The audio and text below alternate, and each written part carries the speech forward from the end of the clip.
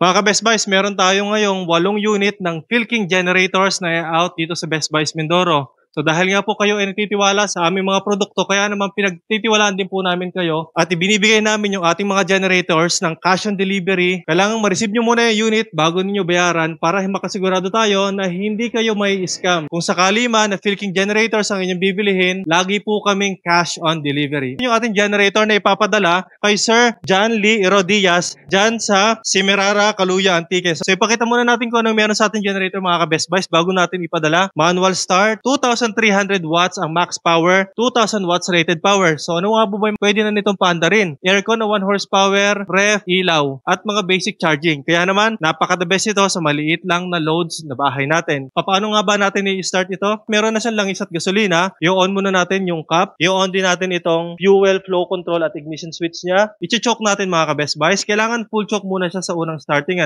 Hilahin natin. Ito yung pinaka-paborito ko na i-start sa mga manual natin. Ayan, kalahati lang. So, tingnan nyo kung paano siya bubuhayin, ha. Ayan lang. Tapos, i-unchoke natin siya. Napakatahimik, napakadaling buhayin, napakagaan kahit babae nga. Kayang-kaya nitong bitbitin. Kasi 20 kilos lang ito. Gumagana na yan, tumatakbo na. Nagba-vlog tayo, buhay yung generator, halos hindi marinig. Tingnan natin kung may power output yung ating generator mga ka-Best Buys. Meron po ditong low oil, overload, and output. Meron siyang green light. Ibig sabihin, perfectly working yung ating generator. Patayin na natin mga ka-Best Buys. Na ipapadala naman natin kay Sir Bernard Mikey's dyan sa Tanawan City. I-start ulit natin mga ka-Best Buys, ha. So, ganun lang yun mga ka-Best Buys. So, silipin naman natin kung anong meron sa display ng ating generator. Meron siyang 231 na voltage, 60 Hz. 0-0 yung ating runtime dahil bago. Ayan. So, merong output mga ka-Best Buys. Off natin.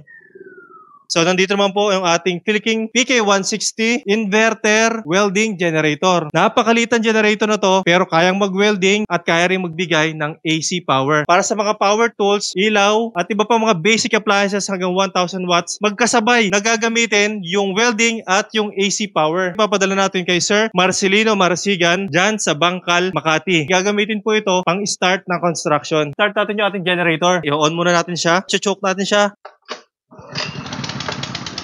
Babalik natin yung choke. I-start muna natin yung ating grinder. So ayan, working na siya. Ngayon, sasabayin natin yung pag-welding at saka itong grinder.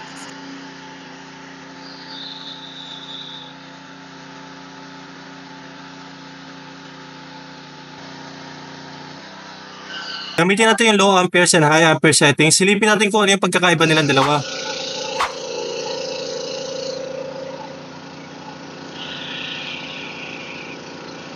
Patayin natin muna mga ka-Best Buys.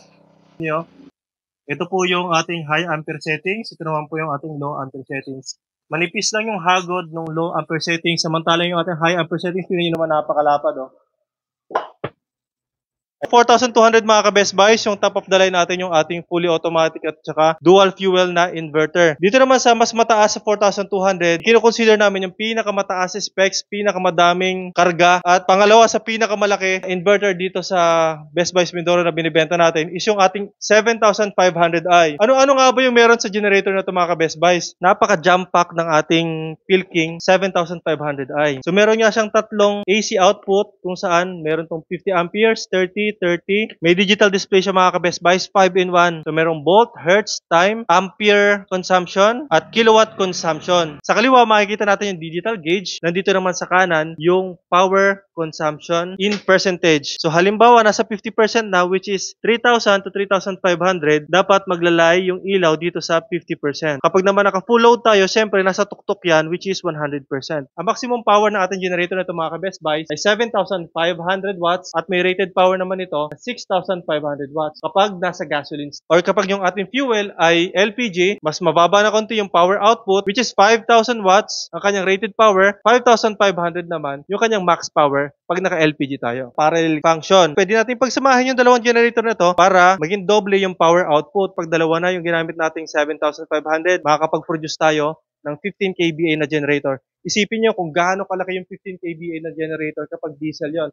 Almost 200 to 300 kilos na kapag 15 kVA sa diesel engine dahil sila ay mga 4-cylinder na engines na. Samantalang yung ating mga inverter generator, single piston lang siya. Napaka-portable pa compared with diesel generator. Siyempre, iba rin naman yung performance sa mga diesel generator na may water-cooled, which is kahit patakbuhin pa natin sila ng 24 hours ay po pwede. Yun nga lang siyempre ang limitation sa mga inverter generator sa tulad nito dahil ito ay air-cooled kaya naman ang limit lang nito is 12 to 15 hours lang sa kanyang running time. Silipin naman natin mga ka-best boys yung iba bang features na meron sa generator na to. Push button, carbon monoxide sensor. Ano nga bang kahalagahan ng carbon monoxide sensor? Halimbawa na inyong pinaglagyan ng generator ay medyo kulob kung saan nag-accumulate yung carbon monoxide na nanggagaling sa exhaust ng ating mga tambutso. Kapag na-detect ng ating generator na yung carbon monoxide wala na sa healthy level, automatic na mamamatay yung ating generator para hindi na siya makapag-accumulate pa ng mas maraming carbon monoxide sa paligid. And by that, alam naman natin na ang carbon monoxide is odorless and colorless substance na maaari makapag-poison sa mga tao sa paligid, lalong-lalo na sa mga bata at matatanda. Napaka-safe gamitin ng generator na to kasi nga meron siyang sensor. Fuel option, gasoline or LPG ba yung ating gagamitin? Ito po ang inlet ng ating LPG. Ito ay kargado ng specs mga ka-best buys. Hindi rin mawawala dyan yung kanyang remote control, ATS or automatic transfer. Napakalaki, napaka-massive nito compared do sa ATS ng ating 4,200. Ito po yung sa ating Philking 4,200 na 60 amperes. Ito po ay 100 amperes na. Kapag binili po natin ito sa market, ito po ay nagkakahalaga ng 25 to 35,000. Kaya naman, kung susumahin natin, lalos sa labas lang ng 60,000 yung ating generator ng PK75 kapag kasama itong ATS niya. Silipin natin kung ano yung meron sa loob nito mga ka-best buys. So yan, napaka-massive. Isang malaking assembly ng ATS 100 amperes. Meron siyang mechanical knob mga ka-best buys para kung sakali na gusto nating ima-manual lang yung ating generator, pwede natin siyang i-manual. Isiset lang natin siya dito sa kanyang manual mode. Pero syempre, dahil nga ito ay ATS, gamitin natin yung kanyang automatic. Ito naman po yung loob ng ating Philking 60 amperes ATS. So magnetic contactor siya.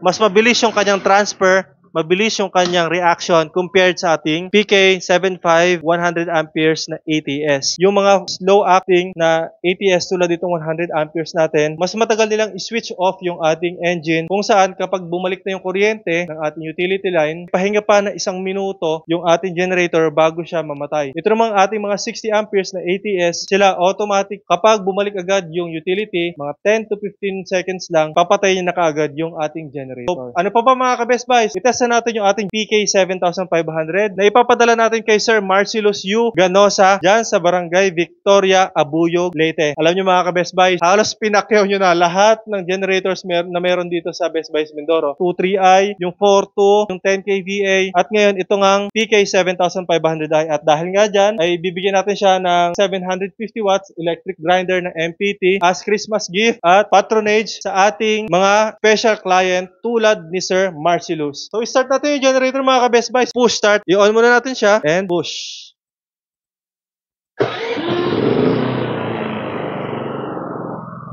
Yan yung display natin mga ka-best buys. Hertz, ampere. Since wala tayong load kaya 0-0 yan. Power, wala rin tayong kinakarga pa kaya yan ay 0-0. Volts, 224. Yung 0-0 kanina runtime yun mga ka-best buys. Tapos kung makikita nyo yung gasoline niya nandito sa baba kasi pang start lang talaga yung nilagay natin dyan.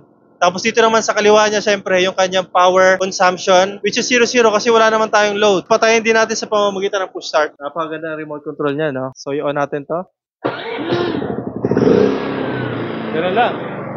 Ang bilis, di ba? So, dito rin ang pag-off niyan, mga ka-best buys. Okay, off. Dito naman tayo sa manual. So, hilahin natin siya mga ka-best buys. Dapat lang naka-on yung ignition switch. Napakalaki niya. Kaya medyo mahaba dapat yung PC ng hila mo. Pero napakabilis pa rin buhayin kasi nga gasoline generator to. So, i-off uli natin mga ka-best buys. So, nabubuhay siya sa push start, remote start, recoil start, at ito na yung pinakahuli which is yung pinaka-exciting part which is yung ating ATS or yung ating automatic transfer switch kung saan kusa siyang mabubuhay kapag nawala yung kuryente or nag-brown out at kusa rin siyang mamamatay kapag naman bumalik na yung ating DU, yung ating distribution utility o yung Meralco natin. So, i-assemble na natin yung ating ATS. yung supply ng generator. Ito na yung regular functioning niya kapag may kuryente, yung ating distribution utility o yung ating Meralco. Silipin niyo po dito muna mga ka-Best Buys para makita niyo yung setup niya. Ayan po, City Power or yung ating Meralco. Dito po siya nakalabas, papasok sa ating linya. Yan. And then yung load naman po yung ating ilaw. Ito po yon sa loob, yung load natin. And yung sa generator side natin, ito yon, papasok sa ating generator. Naka-automatic na ito mga ka-Best Buys. Kapag hinila natin ito dito sa supply, dapat magba-brown out and then mabubuhay naman ng kusa yung ating generator. Nakikita natin may power yung City Power, yung ating Meralco. Yung generator natin is off. Naka-depress siya, kaya naka-auto siya. Kapag nasa taas siya, naka-manual mode. I-test na natin yung ating generator sa automatic switching niya. Ayan, so nag-brown out na mga ka-Best Buys. Ito na yung sequence, dapat mabubuhay yung ating generator.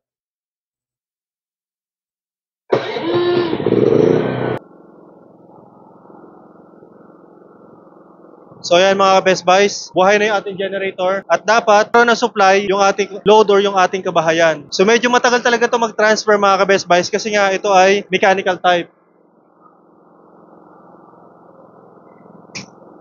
Ayun. Kung narinig nyo yung click, ibig sabihin nag-transfer na siya. So may supply na yung ating load. So kaya nitong pagirahin mga ka-Best Buys hanggang 6,000 watts o 3 hanggang 4 na aircon. Sabay-sabay yun mga ka-Best Buys. Ganon kalupit yung ating Philking 7,500. I-simulate naman natin ngayon kapag bumalik na yung power ng ating DU or yung ating Meralco. Saksak natin to. Yun yung mga ka-Best Buys.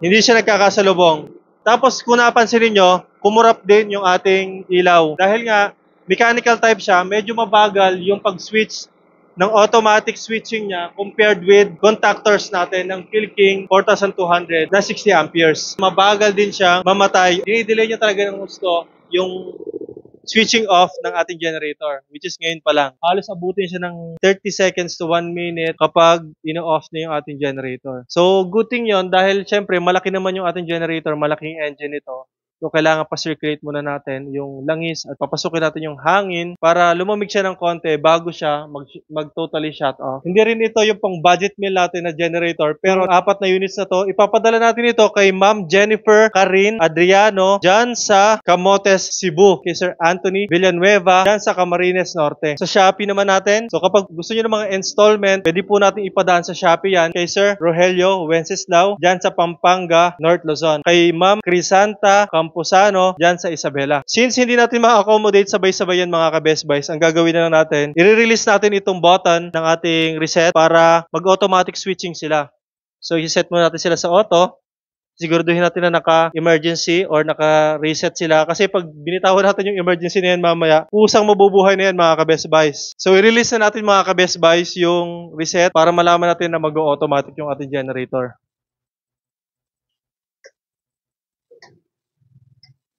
Ayan.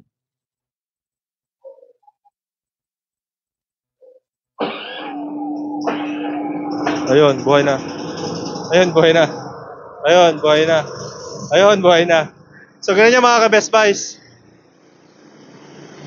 Naka-echo off silang lahat kaya medyo maingay. Pababain natin yung RPM.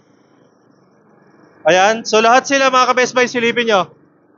May 60 Hz, 00 yung runtime, 60 Hz, 0000. So lahat yan bago mga ka-Best Buys. Maganda talaga mai-test muna natin yung ating mga generator bago natin maipadala sa ating mga kliyente para iwas tayo factory defect at iwas din tayo sa pagbabayad ng pabalik. Kasi nga kung may problema yung ating generator, automatic tayo sa Best Buys Mindoro ang sasagot ng shipping fee pabalik. I-off naman natin yung ating generator.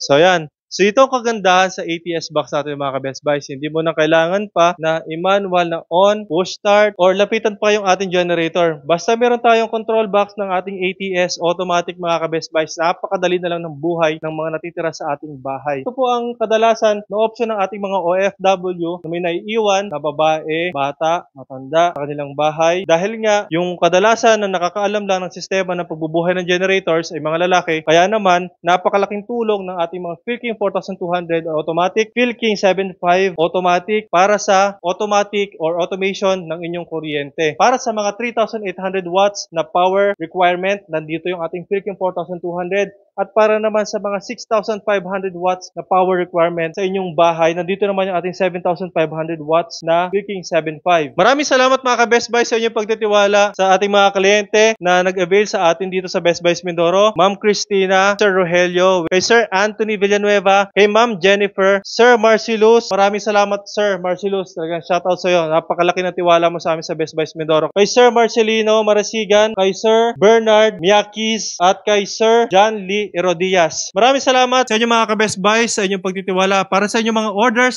comments, and suggestions, ay maaari kayong mag-text o tumawag sa aming cellphone number na mag-flash dyan sa inyong screen.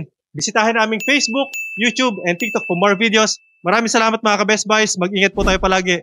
God bless po.